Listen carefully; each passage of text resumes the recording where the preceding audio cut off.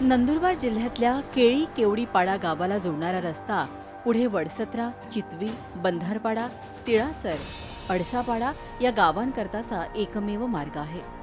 मात्र हा रस्ता आणि पुलावर पाणी आल्यामुळे गावकऱ्यांना जीव मुठीत घेऊन पूल पार करावा लागतोय। शाळेत पोरं जात असताना सुद्धा शाळा बंद करावे लागणं अशी परिस्थिती निर्माण झाली आहे।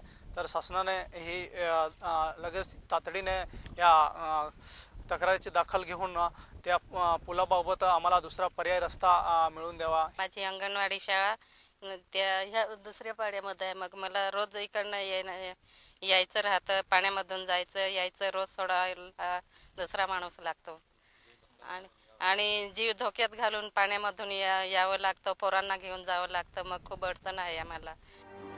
गावाला जोडणारा हा एकमेव पूल पाण्याखाली गेल्यानं गावात येणारी एसटी बसही बंद झाली आहे। त्यामुळे पाण्यातून वाट काढतच विद्यार्थी प्रवास करतायत।